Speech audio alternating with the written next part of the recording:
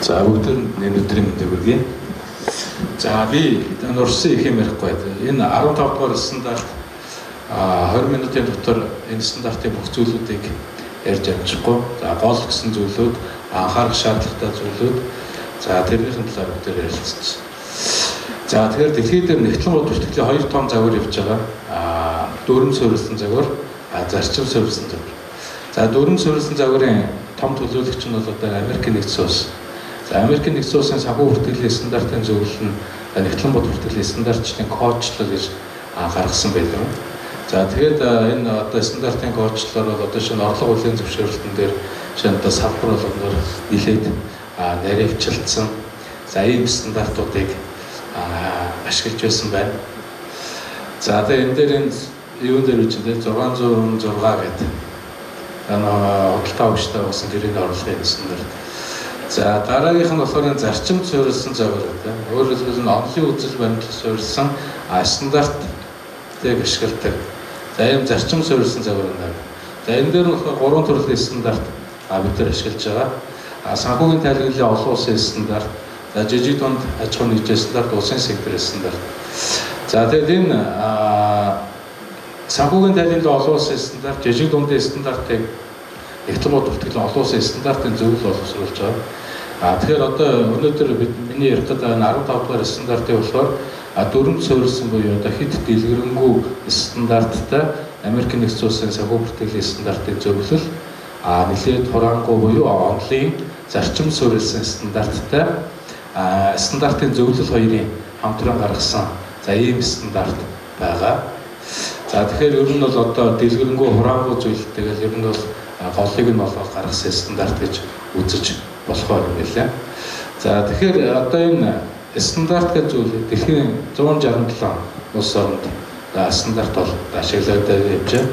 Тэгээд улс орнууд бол янз бүрээр ашиглаж байгаа. Стандарт хэрэглэхийг шаарддаг улсууд байгаа. Дэмждэг улсууд байна. Одоо манай Монгол улс бол хуулиараа нэгтлэн бод бүртгэлийн олон улсын стандарт хэрэглэхийг шаарддаг улс орн. Нэгтлэн бод бүртгэлийн тухай хуулийн дээр ямар аж ахуйн нэгжүүд нь ямар стандарт ашиглах вэ гэдгийг заагаад өгсөн байдаг. За Монголын мэрэгсэн нэгтлэн бодогчдын институтийн хувьд за энэ стандарт боловсруулагчтай олон улсын хэмжээнд бол Монгол улсын хэмжээнд хэрхэн хамтарч ажиллаж байгаа талаар нэрвэ. Монголын мэрэгсэн нэгтлэн бодогчдын институт бол дэлхийн нэгтлэн бодогчтой холбооны жинхэнэ гишүүн.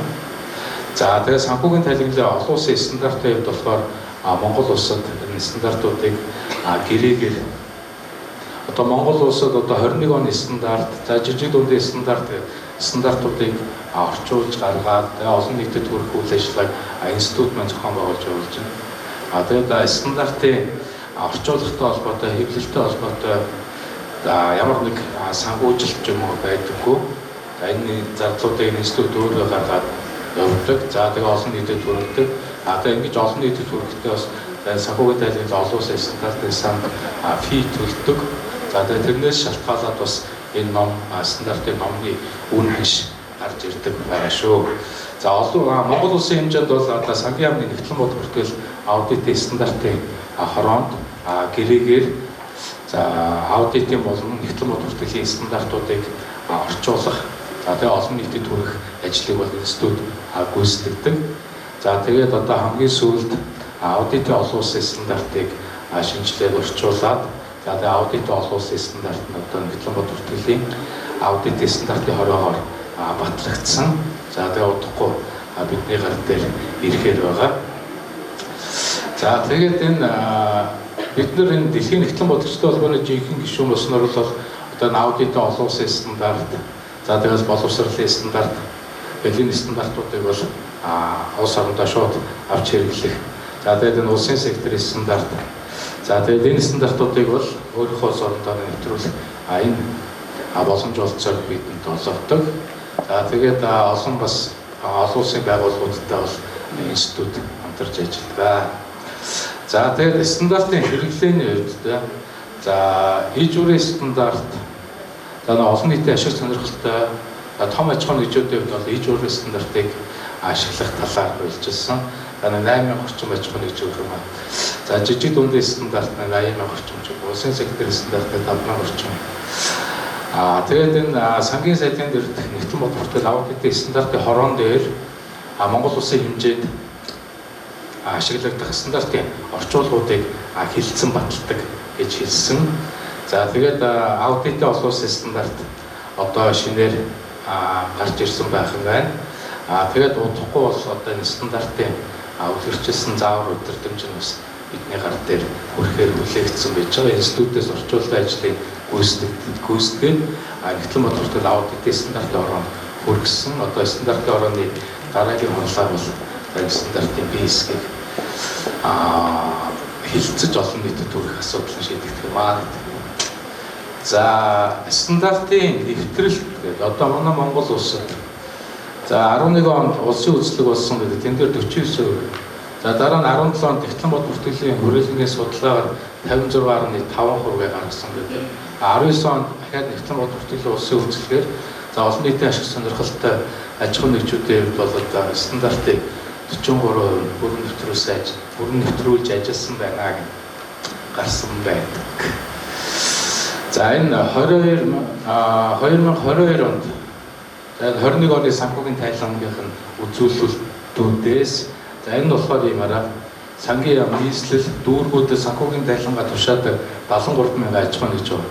За энэ 73,000 аж ахуй нэгжээс за 1% буюу одоо 765 компани хойшлогдсон татврын хөрөнгө гэдэг зүйлийг тайлагнасан байна. За бусад 99% нь бол тийм зүйл тайлагнаагүй байна.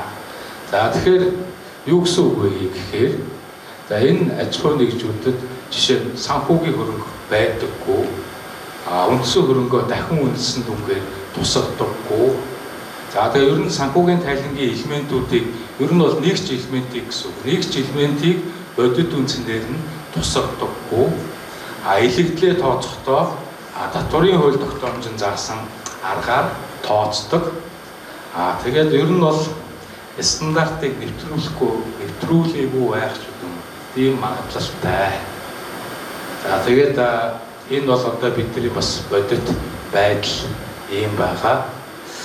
За дахин үнэлгээний нэмэгдэл гэж бүртгэгдсэн 1077 компани байна гэж одоо саяын 73,000 аж ахуй нэгжээс за үндсэн хөрөнгө бодит үнцээр бүртгэгдсэн байна. За энэ аж ахуй нэгжүүд бол одоо энэ дахин үнэлгээний нэмэгдэл бүртгэгдсэн компаниудаас 6% буюу 61 компани хойшлогдсон татврын өр үүсгэж бүртгэгдсэн байна. За тэгэхээр одоо түрүү хэлсэн төр зүрх зохицуулагч уран дээр одоо хойшлогдсон дахин үнэлгээний нэмэгдэл үүссэн бол за дахин үнэлгээний нэмэгдэл үүсэхгүй хойшлогдсон татврын өр автоматар үүсэх ёстой. За тэгэхээр үүсгээгүй байх гэсэн одоо 94% байна. За тэгэхээр ер нь бол стандартын нэвтрэл бас учир дутагдaltaй байж магадгүй. Ер нь бол нэлээд бас асуудал байх магадлалтай. Яг ийм гэсэн үг бол биш. Тэгээд одоо жишээ материалыг биш энэ төр байж болно хойшлогдсон татврын өр хөрөнгө үүсгэх асуудал дээр. За 15 дугаар стандарт энэ худалдаа хүчтэй байгуулсан гэрээний орлого гэх юм. Ер нь болохоор яг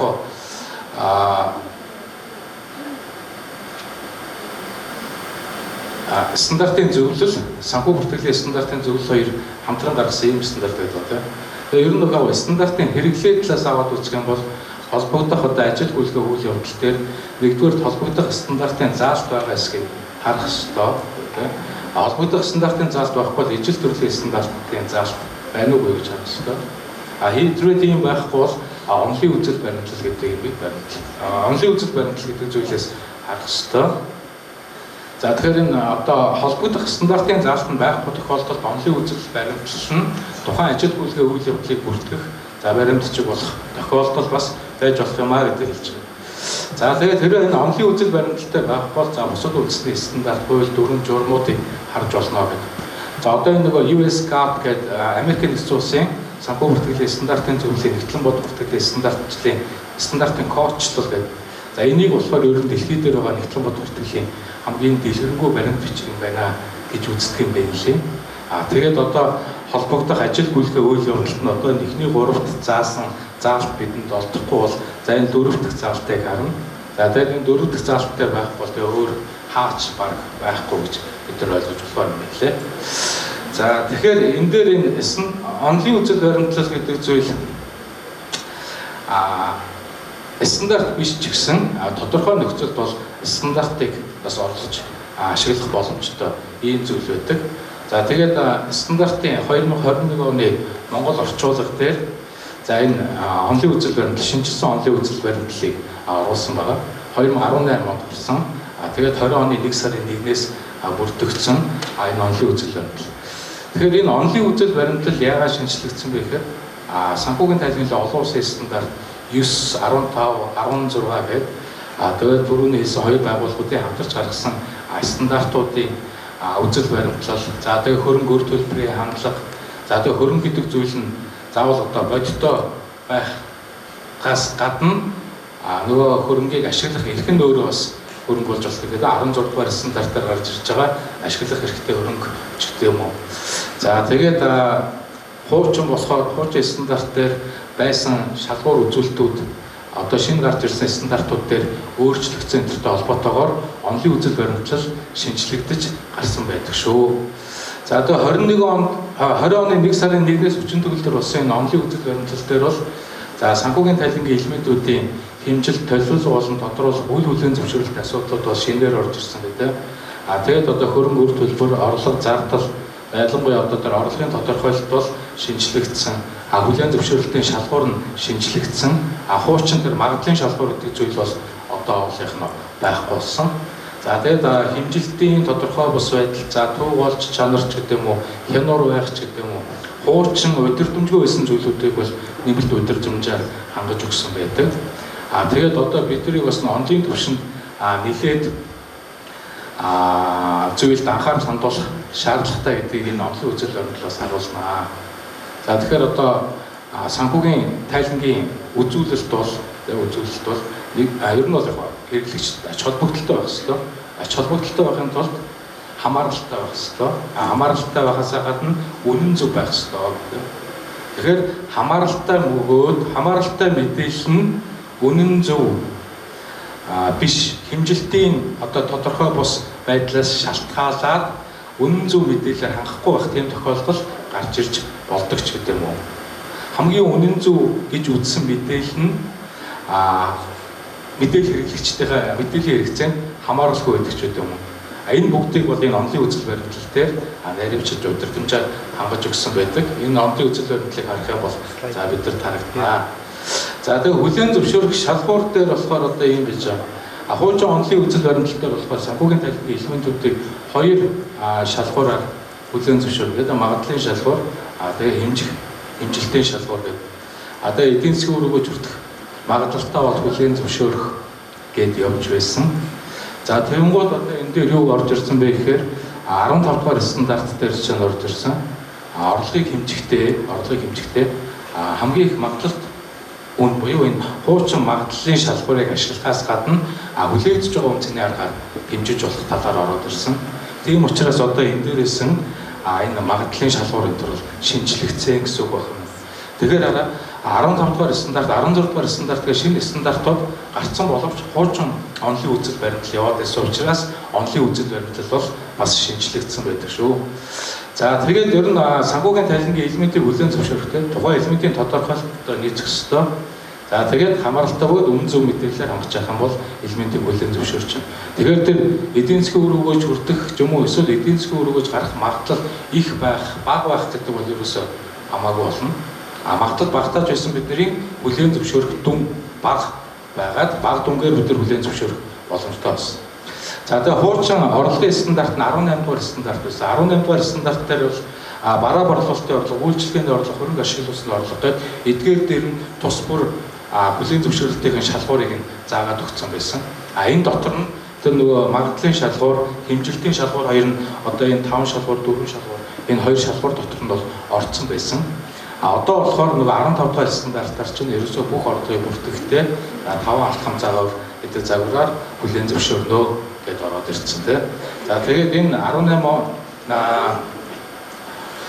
оны 5 сард гараад 18 оны 1 сарын 1-ээс хүчин төгөлдөр болж ашиглагдсан ийм стандарт. За тэгээ энэ стандартын хувьд болохоор нөгөө гэрээний орлогыг бүртгэхдээ хөрөнгө үр төлбөрийн хандлага бүртгэнэ гэх. За энэ хөрөнгө үр төлбөрийн хандлага гэдэг нь бол одоо нөгөө стандартын зөвлөлөөс сүүл гаргасан стандартууд дээр гарч ирдэг.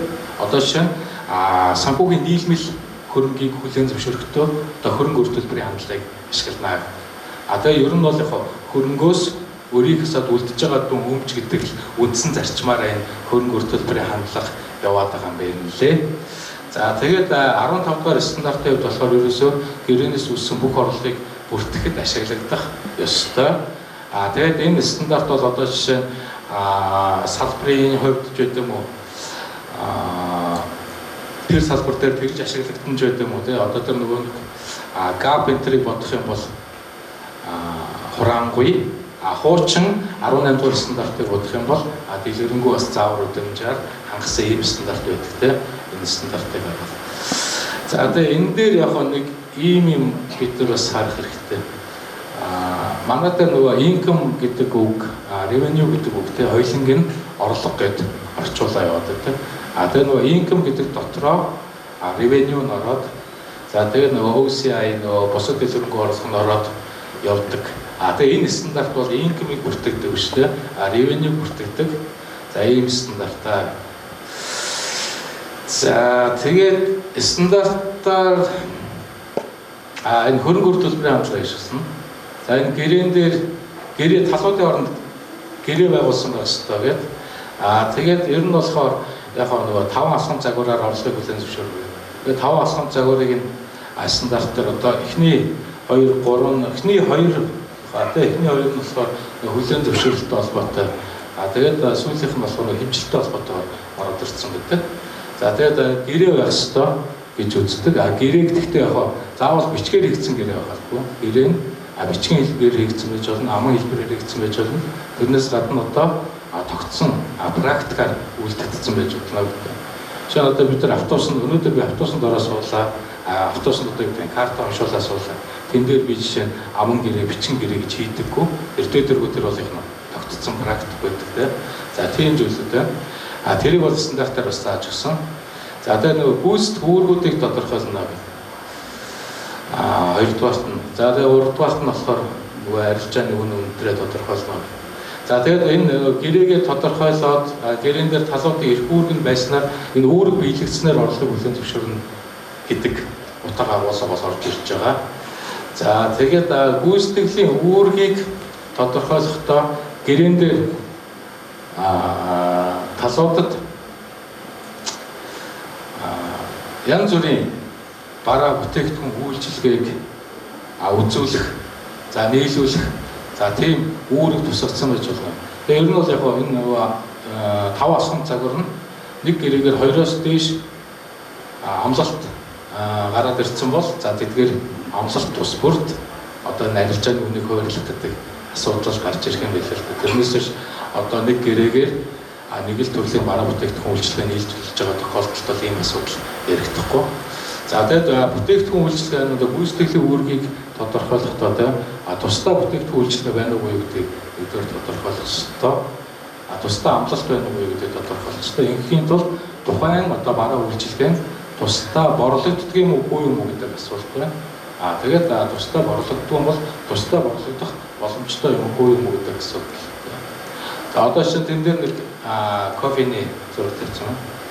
Одоо шинэ латте гэдэг латте нь одоо кофе сууны нийлбэр юм. Тэгээ одоо энэ дээр юм байна. Латте гэдэг бол найрлаганд нь угаасаа сүү кофе ордог. За тэгэхээр энэ латте гэдэг зүйлэн дээр бол яг тухайн кофе шопнд хэрэглэгчид 2 бүтээгдэхүүн хүргээд байгаа байхгүй. Уг нь бол сүү кофе гэдэг хоёр. Тэгээд бүтээгдэхүүний чинь онцлог шалтгаан энэ хоёр латте гэдэг бүтээгдэхүүн чинь угаасаа яг нь сүү кофед нэгдэл учраас энийг бол ялган салгах боломжгүй гэж үзэх жишээ нь. За тэгээд гүйцэтгэлийн үүргүүдийг болохоор 2 ангилаад аваад үзэж байна. Одоо яг хөргөлтийн цэг дээр гүйцэтгэх эсвэл одоо цаг хугацааны явцад биелүүлэх үүрэг. Тэгээд нөгөө гүйцэтгэлийн үүрэг дээр хамаагүй болно гэдэг. Гүйцэтгэлийн тухайн гүйцэтгэлийн үүрэг нь тайлант үе дамжигдсан тохиолдолд тухайн тайлант үед ногдохыг ногдох орлогыг хүлээн зөвшөөрөх гэдэг асуудал ярив. Тэгээд тухайн одоо гэрийн нэг тайлант үеийн дотор хэрэгжиж байгаа тохиолдолд бол за энэ 5 үе шат мотор орлого хүлээн зөвшөөрөх шаардлага угаасаа байхгүй шүү дээ. За тэгээд ажил гүйлгээний үн гэж байна. Тэгээд ажил гүйлгээний үн дээр яг ийм зүйлүүд байгаа бол энэ стандартын нөлөө гарч ирнэ гэдэг. Хувьсах төлбөр ирээдүйд одоо тэр ажил гүйлгээний үнд өөрчлөлт оруулах ямар нэг нөхцлүүд байгаа мөгүй юм уу? За тэгээд материалыг ирэх олгох юм үгүй юм уу?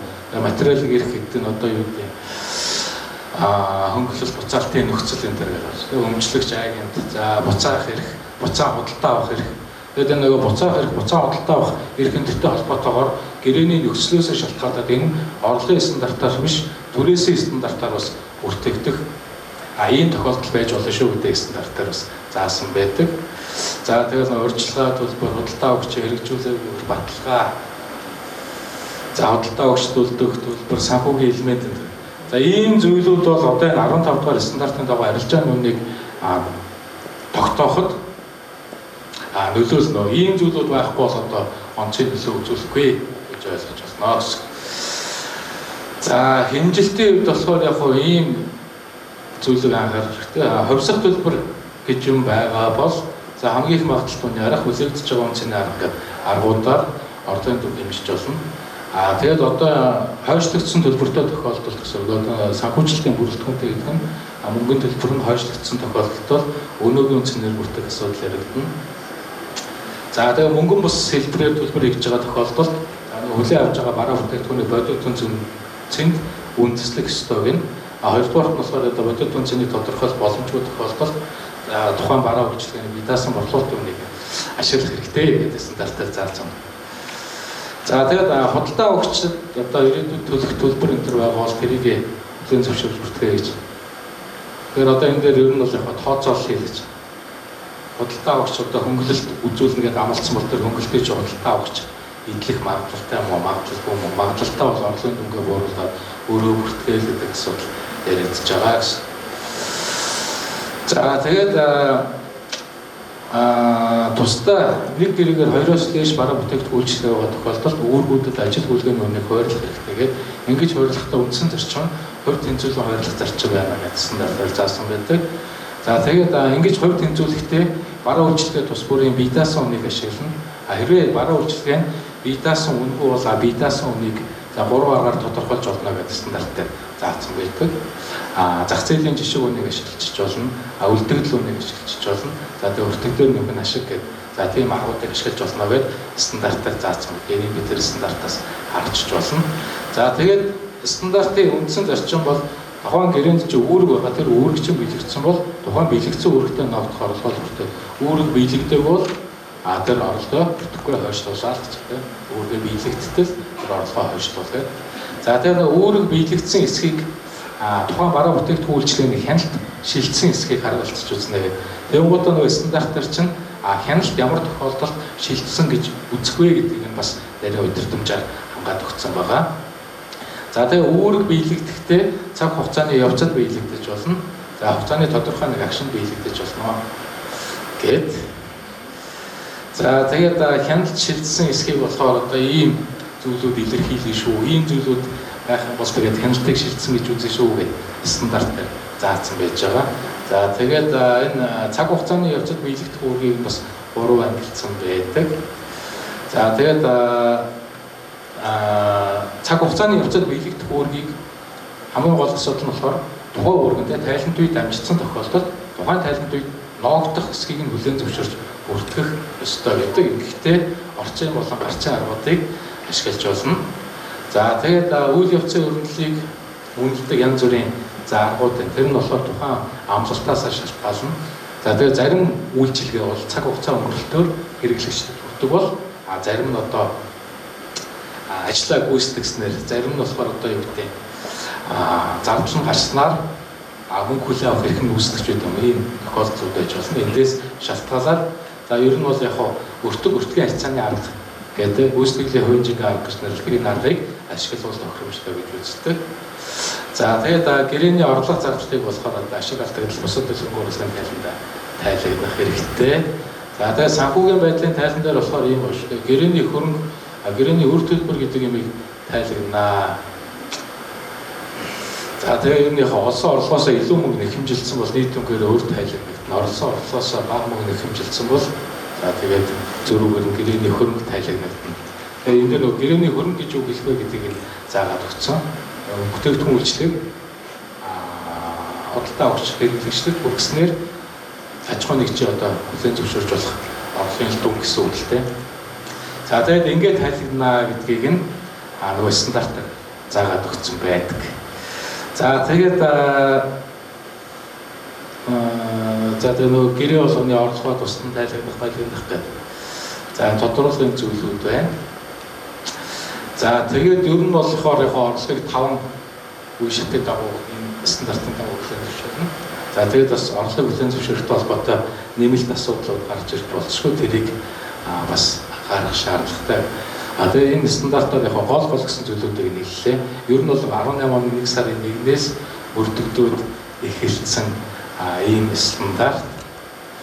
За тэгээд бараа үйлчлэгийг хэрэглэгчдэд хүргэх процессыг тайланд үед дамждаг тохиолдолд том нөлөө үзүүлнэ. Тийм дамждаггүй тохиолдолд бол онцгой нөлөө үзүүлэхгүй ийм стандарт байгаа шүү дээ. За ингээд за миний ярих юм дуусч байна. За анхаарал хандуулсан та бүхэнд баярлалаа.